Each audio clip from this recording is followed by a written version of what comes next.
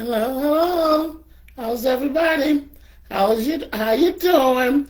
I know I'm late getting started, and it's crazy. I was sitting right here listening and doing different stuff, but not ready.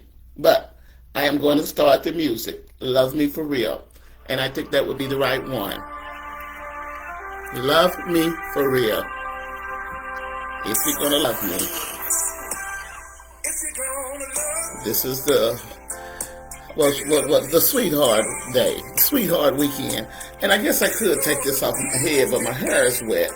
I kind of had it covered up because of the air, so that's the reason of the mysterious look to head. I didn't do anything to my hair, I promise you. So if I get too uncomfortable, I will take it off, but that's the reason of the hood. I I have braids. I have four braids. One, two, three, four. But it's washed clean and combed. I did get my wine.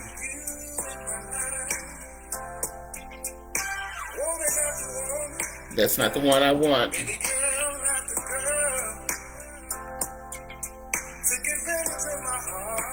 Let me see if I can find the right one. If you're gonna love me. They said it was the right one. I don't know what happened. That's an appropriate one. Why?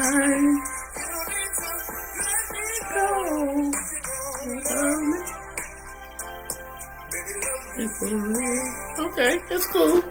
How you like that one?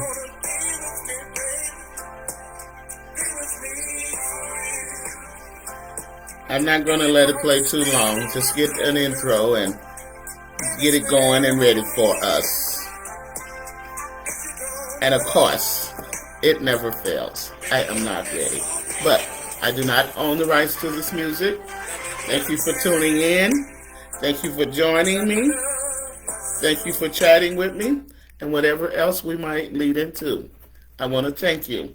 I want you to remember to like, share, and subscribe.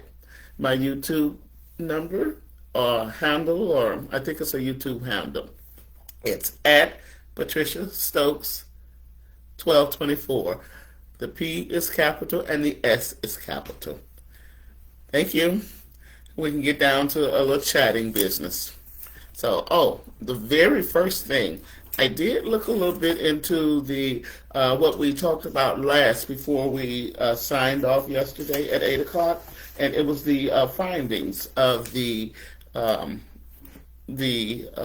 building, where they had went into the building. No, it is a building, but they have found an underground tunnel. Is what they had found it to be an underground tunnel. And what I found out was, in fact, there were 12 people there. There were 12 Jewish people there who have been said to have been arrested. Now, that doesn't make sense to me, and it sounds like some information. Well, it sounds like the facility has been there and under investigation for a moment of time. It's just that they are just now sharing it and making news of it. But they arrested 12 people that were there, and they were Jewish people. And that's what it was. It was a vacant synagogue. And the thing about this was a building that had been built for a number of years. It was built in 1787. And it was built by a man who used to, and he had another facility too. But there were two adjoining buildings, not next door to each other, but they were some distance down. But it was used to travel for slaves. So the person that built this one had built another one also. So there were two. And I'm talking about the building that they discovered yesterday. They made it breaking news that they had discovered a underground railroad slavery facility. And it was true. There were two buildings, and it was built by Joseph Brewster. That's his name, Joseph Brewster, in 1787, and he built two of them.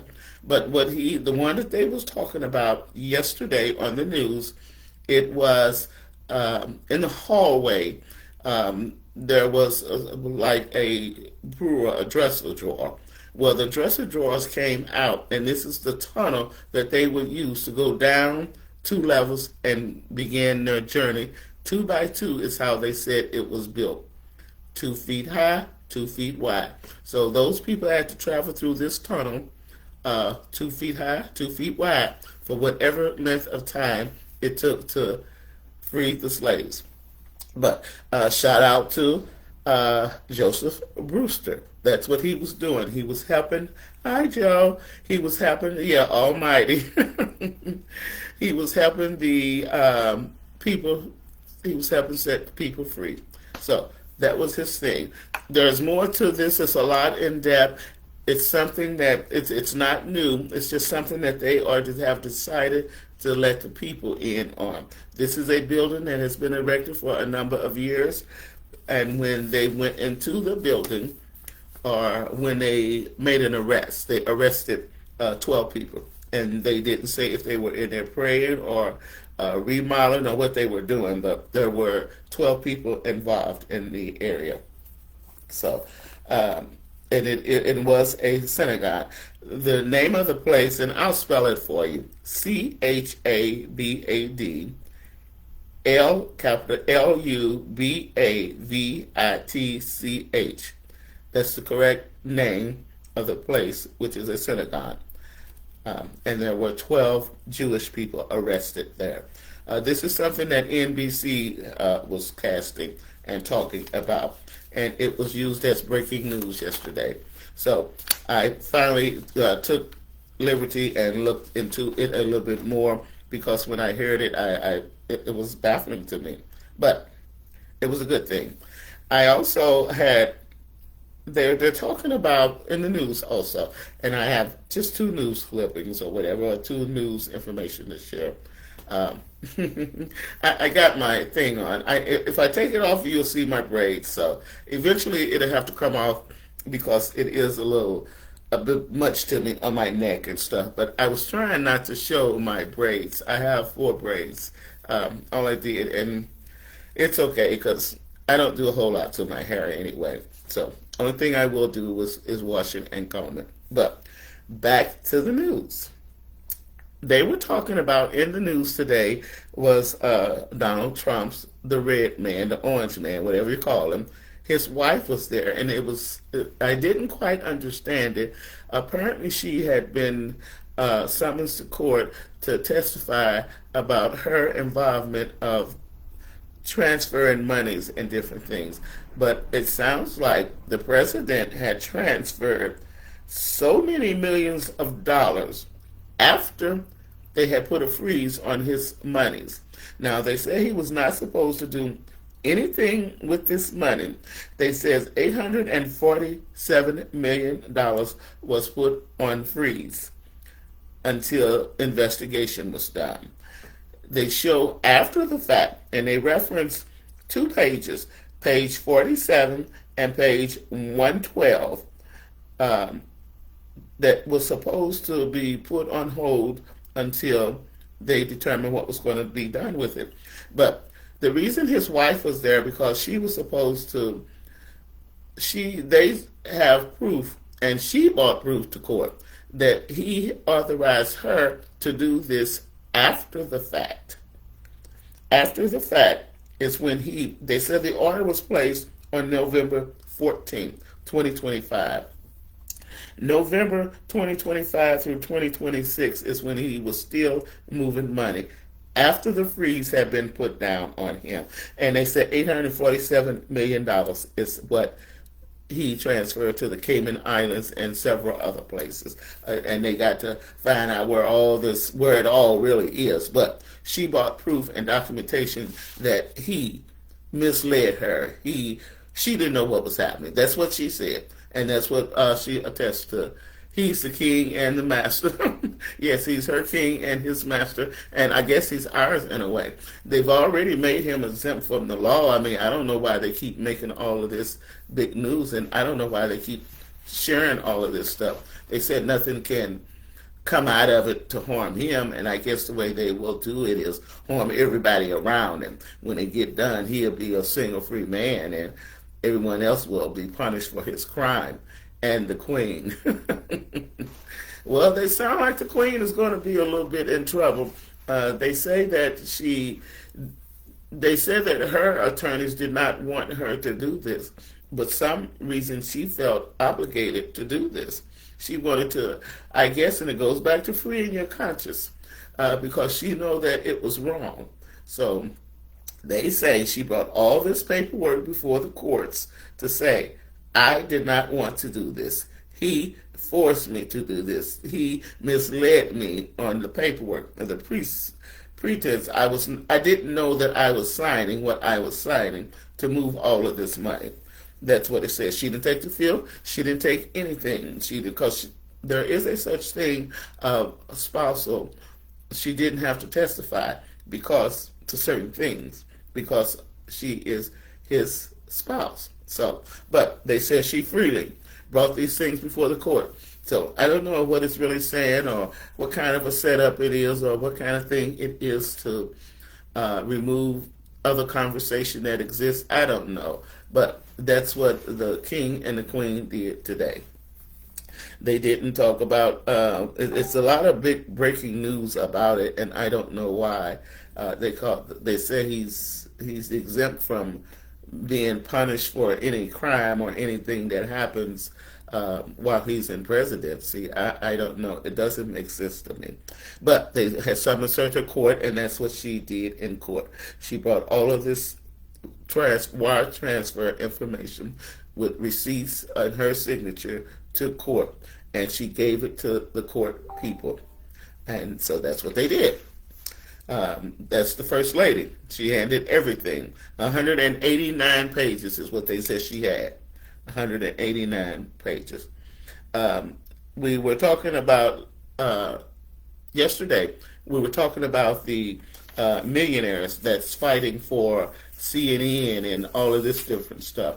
We were talking about father and son is the duo that's working to buy all of the, not really buy, but they are the fourth richest people in the world. Larry Ellison and David Ellison. David is the son, Larry is the father, and they are, well, Larry is the fourth richest person in the world, and that makes David an heir to him. So he's counted into that group. So he's one of the family members of the fourth largest richest people in the world. So they are currently, I guess, bidding or up to purchase HBO, CNN, and the other high-tech people. That's what they are talking about. The big news today, where the money is, and that's what they find. I guess that's what they, I guess, like, and I get that off of certain channels. That's not information you can find on, I guess, local channels and stuff. So when I dive over into the other channels, I can get certain things like that, but certain things like that is kind of annoying to me. It's too much money to be acting foolish, or it's too much money to be sure. Who really wants to know what the fourth richest man in the world is doing? We know that everybody's on a silver spoon. Anybody that he knows, anybody in the family, it's a silver spoon for him.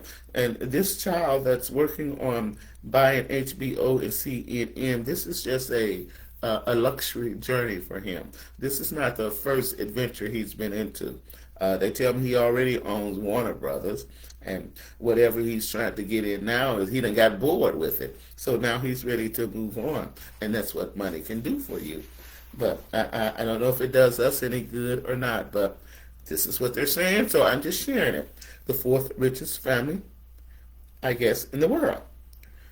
They're changing Hollywood as we know it. HBO, CNN, and several other high-tech companies. Larry Ellison and David Ellison, Elison, father and son. And he's the son of his third marriage. They haven't talked about the first and the second. Maybe they're laying a little dormant. But they're both out of New York, right where we had the big discovery of the underground tunnel. So sounds like New York is a busy place to be. Maybe we can go to New York for more than just spending some money. And they mentioned Silicon Valley. Is Silicon Valley in New York? Where is Silicon Valley at?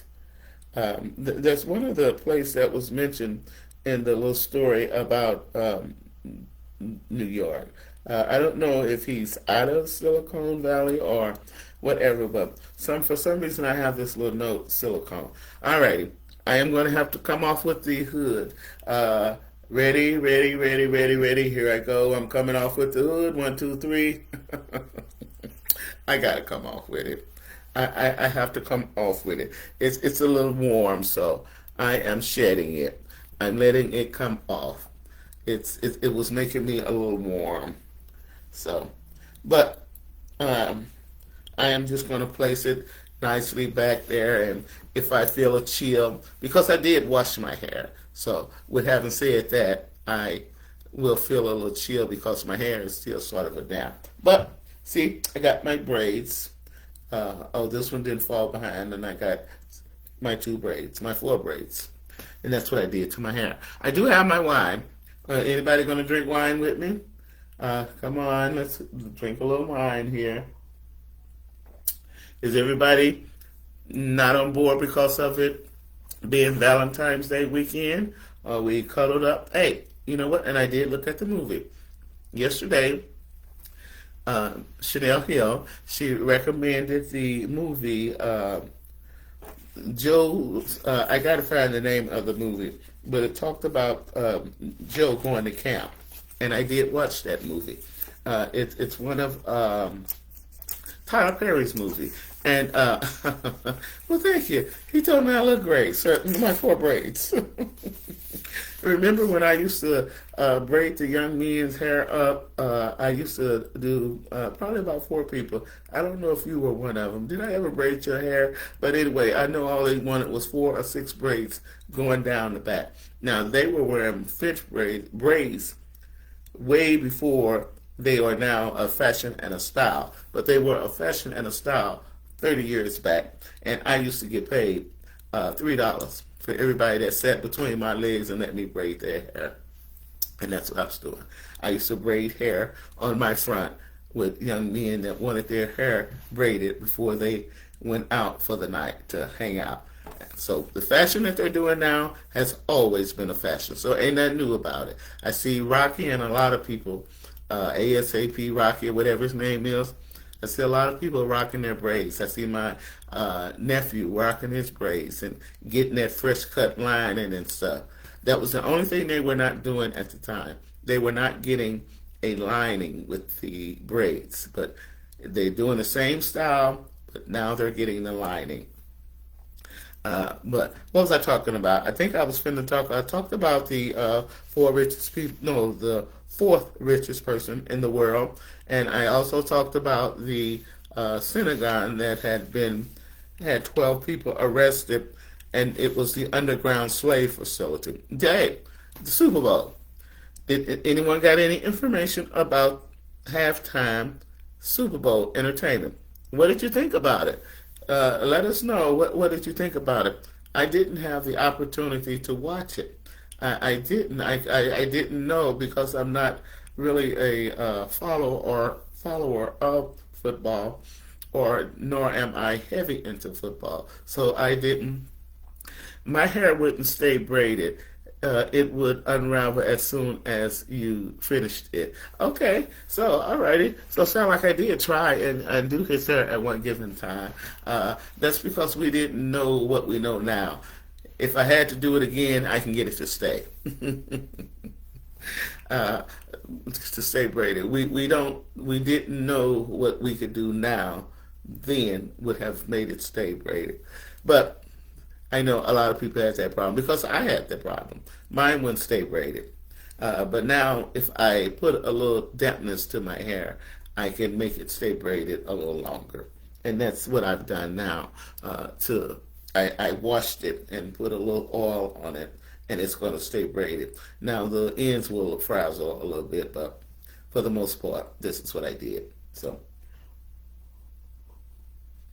Anybody got wine? Drinking wine with me?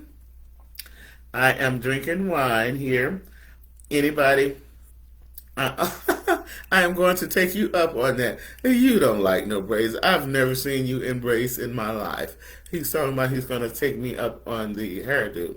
Um, Now, and you got to have some hair for me to braid. My fingers don't work right now, so I need something to grip. So, um, you used to like the clean cut look, so now that you've gotten older, you like the clean cut look. But if you want it braided, give it a little length to it and see if I can catch it. Arthritis is in these fingers, so they have to be able to grip and not grip too hard. But Super Bowl, did you listen to Bad Bunny Super Bowl? Share that with me. I'm eager to find out. Super Bowl was good for me. Okay, well everybody keeps saying it was good. That means you enjoyed the halftime. That's what I'm concerned about.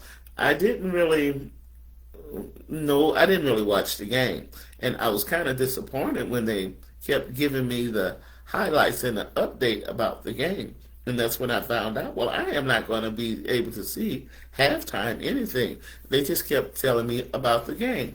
I didn't subscribe, I guess, to the channel, so it didn't allow me to watch the game. Or I didn't know how to get the game. I don't know which one it was, but whatever went down, I could not get the game. So I didn't watch Bad Bunny, and that's what I wanted to do, watch Bad Bunny perform.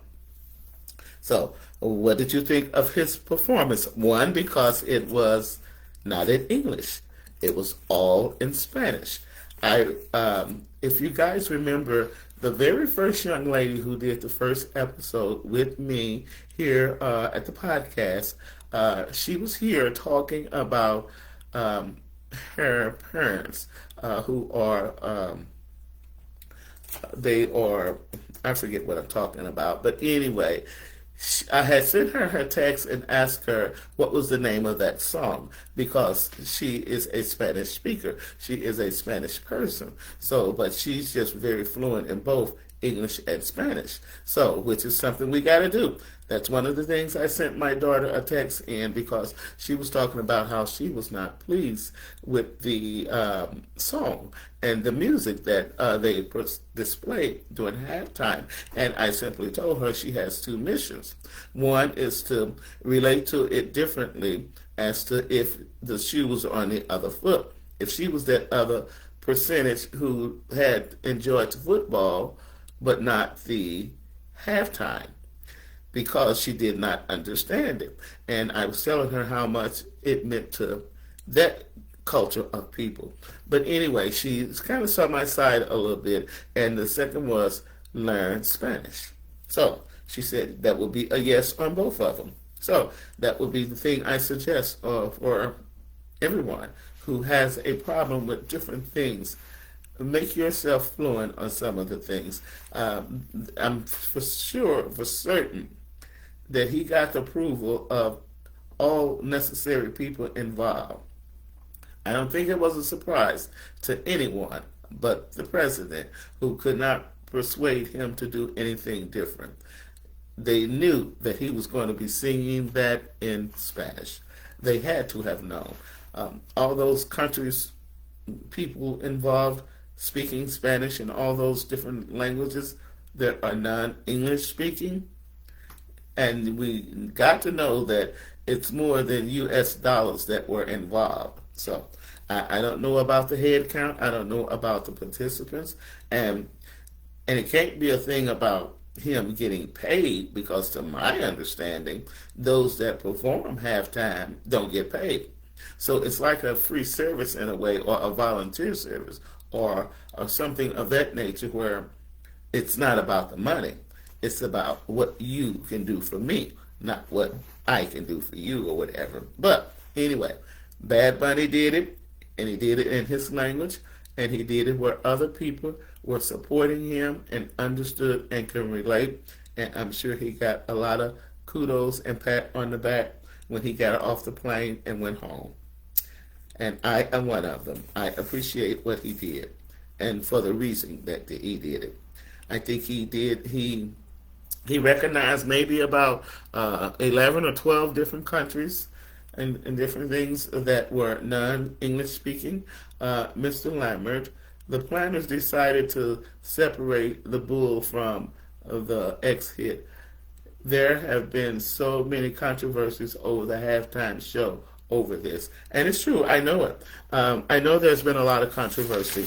And it was controversy even before he performed, because they had the conversation going when they said he was coming halftime over the years. So did something different. Yeah, I know. It's always been a big controversy, and they have been keeping the money into one little center group. And that's really the bottom line as to why it has become a little bit more diverse. They are trying to include other people and other cultures. This is the way that it had to be done, and this is the icebreaker. This is the way for whatever comes next. It is, and it's really it doesn't make sense that it has to be only for the English speaking people. I mean, it just doesn't. Um, it's not our football. It's not. It's not the. It's just not. It's for everyone that enjoys the game. It's for every taxpayer. It's for every citizen. I don't have a problem with it. Bottom line, it's what Mr. Lambert said, and thank you. Kudos to you. And if you did have a problem with it, it would be okay to say it. We're not here to persuade you anything differently. We just want to share what everyone's talking about. I'm looking for some negative stuff also, because there are some people, and my daughter, she was very negative about it. She just don't understand. She was baffled. She had a big problem with it. She don't understand why they would allow a non English speaking person entertaining. Um, but she was in for a rude awakening, and I think that just opens the door for whatever is next. Um, it may become a thing of the past for it to be an American way. They say we are a big melting pot. Here it comes. What do you think? Anyone else didn't have a problem with it? Where we're going with this here? Last week I also talked about this one guy who was talking about ways to keep a woman or to get a woman, and he talked about himself as a man, and he said music is a universal language, and that's what I said.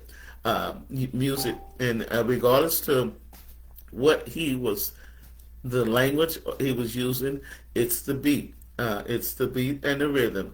And if you can pat or sway or bounce or clap or smile to whatever language is coming out of his mouth, it's a universal thing. You can accept it. You can go for it. So, and I agree with you. Music is a universal language. That was Mr. Lambert saying that. He's on board with us. He came in late yesterday. And where were you? That's all right. You don't have to tell me. I'm glad you're here right now. I was about to talk about the young man who talked about his style and type of a woman. And he said, be consistent with sex. Be consistent with sex and loyalty. He expects for his woman, his partner, to be loyal to him. He talked about peace, peace at home, peace and calm. That was the only one that I had a different concern or a question with. Exactly what do you mean by peace and calm? But and I don't know. First thing I went to mind with that the woman had to be a person of no children, because children does not allow calmness within the home. Peace does not happen within the home. In fact, your peace is disturbed the moment you walk through the home, because they've been waiting on daddy to come home. You're going to be in big trouble. Daddy's song. I never said it. I used to handle mine. Mine was so under control that I didn't have to wait on daddy to come home. In fact, that was not a part of my speech. They almost have to ask me what went on, what happened. Um, Do we have anyone else that did not have a problem with Bad Bunny? Um, Mr. Lambert said he didn't have a problem with it. He enjoyed the show. I'm drinking my wine a little fast here. I know it. Number four, I interrupted myself, and you can tell when I am really not prepared, which is most of the time. I just move and jump around all over the place. Oh, we're going to have a co-host tomorrow. We're going to have a person who's a foster parent. She's going to be talking about foster parenting, how to come aboard, to become one, uh, the rewards of it for the children, and just different little things. So we're going to share a little bit of tea about becoming a foster parent from a foster parent. This person will be here Sunday, which is tomorrow. Okay, back to what I was talking about. I was talking about this one young man who expressed himself consistency with sex, loyalty, peace, and calmness within the home, and gratitude. That was what he was talking about, what makes a real person for him. This is how he expects a relationship to develop. Um, I have this lazy boy chair that puts me to sleep if I sit too long. Well, don't sit too long. So I guess that's what happened to you yesterday. You sat before the 7 o'clock hour in your lazy boy, and 7 o'clock you slept till 8 o'clock. I know. I got to get me a lazy boy. I want me a rocker. Really, I want a rocker. And I don't want it for rocking kids. I want it for rocking myself. It's something I've always wanted. I just never had a rocker. I think if I had told my mother before she passed, she would have gotten me one because she seemed to have gotten me everything I said I wanted when I was talking about them. She got me my first tattoo. She got me, I have this mirror that stands up, and it's probably about a 4 foot tall mirror. It's a little bit distorted and tore up now, but I just really hate to get rid of it because my mother bought it for me. I seem to, everything I would talk about, she would get it for me. And I think I could have gotten a rocking chair out of her. But unfortunately, she's moved on now. So I'll have to get my rocking chair another way. But a lazy boy is a good comfort zone. It just rocked you to sleep, didn't it? I know it. It cuddles you. I'm drinking my wine, and I see, look like from the camera here, I need a little lipstick on, but I won't worry about it. We talked about the young man and his three preference of his choice of a mate. Um, oh, and I also have here, and we talked about this too because I remember some of the conversation here, but it says, when did you realize your spouse or partner was crazy? When did you realize it? And that's for only someone who has been involved with crazy. When did you realize your spouse or partner was crazy? Is it something that you observed or recognized with from a spouse before? Um, I don't want to be the one that always come up with a difference of, but with my age, it's like I have experienced so many things. And crazy, yes, I've had a crazy person. I've had a crazy person in my life, and it didn't take long to realize this person was crazy. However, I always thought you could fix crazy, and I still think you can fix it. But I just didn't realize I didn't have the time nor the patience to fix crazy. And I think it's hard for a mother or someone as acting mother. You need to be a person who doesn't have children who can give all undivided attention to this person who's crazy so that you can help he or she along. I think that's the only way it's going to work. It's kind of hard to work when there are children involved because you're spreading yourself so thin, and it's a bad environment for siblings or children or little ones, or it just is from my experience of it. Craziness within the household or the family, it's not a good mix. It's not a good thing. My question was, when did you realize your spouse or partner was crazy? I know it was answered some. This is a fact. We're all experienced. We've all experienced crazy. Yes, we are, and we have. And my question is, when did you realize your spouse or partner was crazy?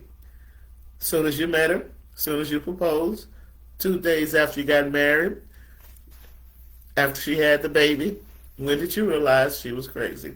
I knew mine was crazy probably 6 months after we had gotten married. But I was dumb enough to think I could change the mental state, which that was dumb on my part because right to this day, the mental state has not changed for the better.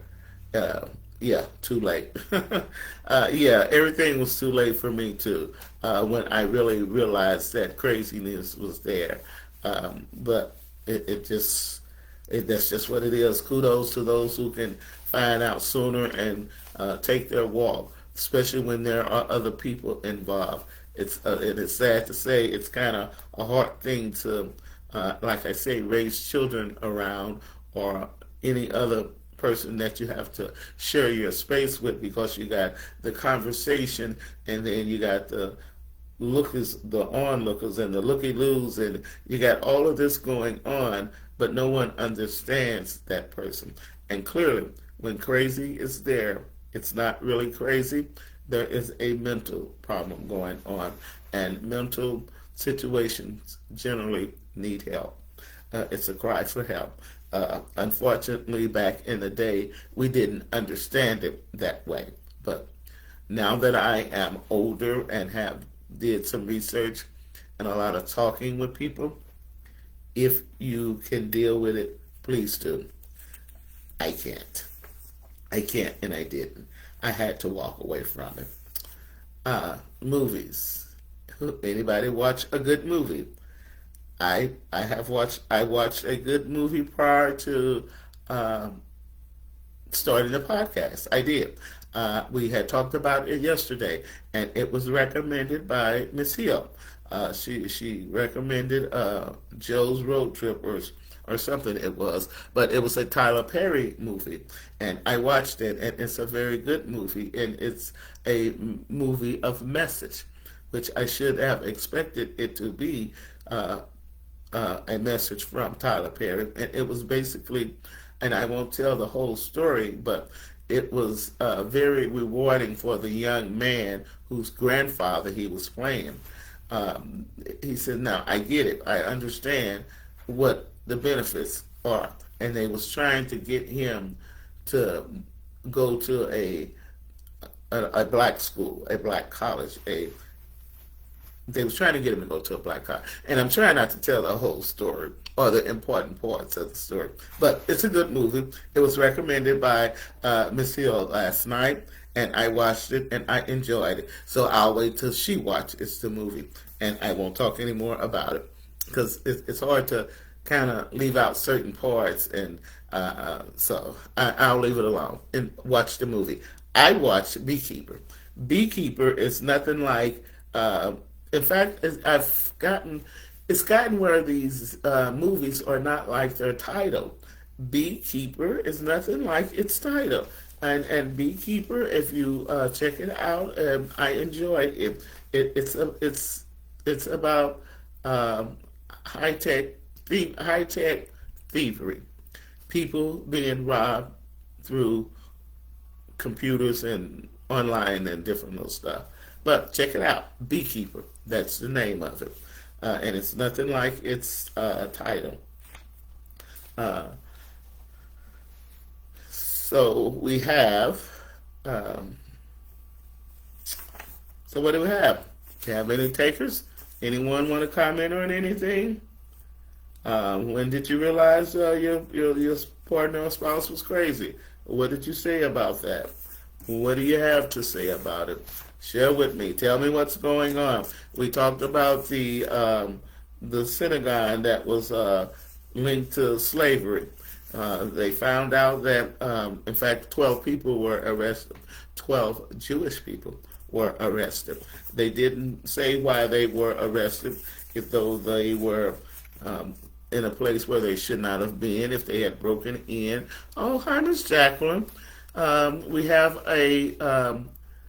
and oh, Miss Jacqueline is speaking to the viewers and me. She says hi. She just joined us, and she also sent us a script. It's Psalms 3:3. But you, Lord, are a shield around me, my glory, the ones who lifts my head high. Yes, I watched it last. Oh, okay. Um, we're finished with that one. And she said she did watch it last night. Joe's College Road Trip. I enjoyed it. That's the name of the movie that was recommended by Miss Hill. I will read the script over. I didn't realize that it was at the end here. And that was Psalms 3:3. But you, Lord, are a shield around me. My my glory, the ones who lifts my head high. Yes, I watched it last night in College Road Tribune. Lambert, I've been watching a lot of Black History this past that pissed me off. Oh, I know, and that puts me in mind with a lot of things. Black History is good, but you get so angry. You do, and it's not a good thing. So you have to find something that has a little humor to it, something that kind of makes you laugh and yet has a learning curve to it. Black history, it really should not go anywhere because there's too much to be recognized the blacks for. And once everybody is on board with what was actually accomplished and done, then it can go somewhere. The HBUC groups is what I was trying to get at, but uh, Mr. Lambert, he is saying, I've been watching a lot of Black history that pissed me off. I've learned to, yeah, I've learned to. What is the name of the Tyler Perry movie? And that's what I just read. It's Joe's College Road Trip is the name of it. It's a Tyler Perry movie, and I watched it prior to starting the podcast, and it was something that Miss Hill recommended. So, and that was one of my questions. Anyone got any movies to recommend and to watch? And it's very, I watched it. It's a good movie. It took me a moment, and he lets you know that there will be some cussing, and he talks about because there is the Muddy character, or Tyler Perry, the one that plays his father. He plays the young man grandfather. And so he is a cussler, and he says he still carries the rep that I used to be a pimp. So with all that being said, he's a vulgar, dirty, talking old man. But bottom line, it still has a learning curve in there. And the learning curve is don't forget about black. Don't forget about what black has done. Don't forget you are black. And that's what it says. So I enjoyed it, but I'm sure there are other movies. Those movies do. They piss you off very much so. Um, Let me see what I have here. Oh, Beekeeper. I talked about that. That's the movie I watched, The Beekeeper. I enjoyed that one. I watched that. I was also looking, and I was talking about where they had, at one point, they had banned the sports thing in California for whatever reason, but later, and this is after the fact that they were making it, I guess, known of all the different people or different ways. I'm not really for certain how it works, but Sportsbook, they are now promoting themselves as one of the private sectors as to how you can vote, not how you can vote, how you can bet online in different ways on your phone or whatever. Now that voting, not voting, I don't know why I keep using the word voting, and it's betting, it's monetary, it's betting your hard earned dollars. But, excuse me, Sports Books is the name of it. It's called Sports Book. And they are telling me that they are a professional person. They are the better person to deal with. One, because they get a smaller cut. Out of all the people involved, Sports Book, they say, is the better person to deal with because they only get 10% of it. I don't know what percentage the other people get, but this is what came across my feed and to my attention. It grabbed my attention. Like, okay, now I don't even, I've never bet. I don't even know how it goes. But the only betting I have done is when I have uh, got on a bus and went over to the Illinois to go to the racetrack. I used to, just for adventurous purposes, go and get on a bus and go to the racetrack and bet a couple of dollars. It's the place, kind of, and it's sad to say, it's the kind of place you can take your kids to. It's a free thing, so it gave us something to do. But here it goes. The name of it is Sports Books. Sports Book. So it's a professional place. They tell me, and they tell me it's one of the good ones. So give it a try. They say the profit margin is good and their cut is low, 10%. So I don't know what that's meaning. Also, they were talking about, now I am considered a baby boomer, and they were talking about us kind of bad. And I didn't read everything because I didn't want to know the sadness that I would be leaving for my family to deal with. But one of the biggest things that they talked about is the things that we will pass down to our children, and it's real estate. They say that a lot of baby boomers are leaving real estate inheritance that no one wants. And I kind of believe that. I kind of know that my children don't want my house. They don't want it. They are looking for bigger and better things. And that's what one of the papers were saying. It says baby boomers are starting to pass down a staggering 20 trillion unused real estate inheritance no one wants. And I guess they have a lot of problem with uh, real estate out here that I guess belong to children where their parents or whatever has passed on, and the children don't want it. And they said this is stuff that's coming from the baby boomers, and I am one of the baby boomers. So uh, I would recommend don't take mine on anyway. I would recommend once I move on, don't try to savage nothing I've got.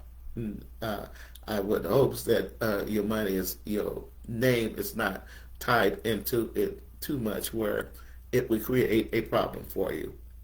I try and do it differently, but that's what they're saying. Baby boomers are starting to pass down a staggering 20 trillion in real estate inheritance no one wants. And that tells me that my children does not want my old dilapidated property. Can't blame them. I think that's how. But I think it's a good thing because what could happen, it can become, that can be a stepping stone to investment for some. Even though it's beneath you or beyond you to stay in the home that you was raised in, you want to move on to bigger and better things. I get it. Call me. I'll take them off their Mr. Lambert saying anyone that don't want their properties that their parents had left for them, call him. He will pay you cash. And you know, you do see a lot of people out here offering cash for a property because that is what's happening. Jacqueline says the microwave kids. Oh, she has a name for them. The microwave kids is different nowadays, and when we were growing up, they are so very different. Now, I got one that don't even like food to touch. He don't even like nothing to touch. That means you need five different plates, or I don't know. It's crazy. But they don't like food to touch or none of that. Mr. Lambert said real estate is the best investment in the USA. It is. It is the best investment, and it's the easiest one that is obtainable. But they're saying it's becoming a problem for the children of baby boomers. And so that I'm a baby boomer, and anyone that my siblings or my children, they don't want to deal with the problem. They say there is a $20 trillion, 20 trillion, TRILLION, and that's a lot of property out here that they don't want. They don't want to be bothered with it, and it's inheritance. It's inheritance property that they don't want to deal with. And I think because a lot of it has gotten out of hand and it makes it difficult or too much for them to deal with, if they were up on it when it happened or occurred, then they would have things under control. So, and it would give them a better hand to deal with. And because it is one of the best investment it is. And that would be the only thing that I would kind of expect for to deal with out of what I have. Even with that point, it still is something that's out of hand. But I think if you can come across the funds, you can take it and deal with it. But who knows? Um, that's just what the paper said. It's one of the things that caught my eye again about baby boomers because I am a baby boomer.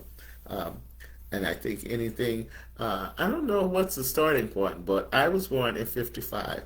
So I don't know if it's maybe 5 years before that makes you a baby boomer, but I do know that was what they were calling my group, my age of people, baby boomers. So, and it's so crazy because that just means a lot of babies were born in 1955. I don't remember the other years involved. I only seem to keep up with my year. Okay, we got about that. Anyone talk about movies? Those of you who are going to watch Tyler Perry's movie, or can you recommend any more? Happy Love Day, everyone. True that. I did try and talk a little bit about love and to talk about some of it. No one really wanted to entertain me. Miss Jacqueline said, Happy Love Day, everyone. That's from Miss Jacqueline and also from me. Happy Love Day, everyone. Thank you for tuning in. Thank you for listening. I would like for you to share, like, and subscribe.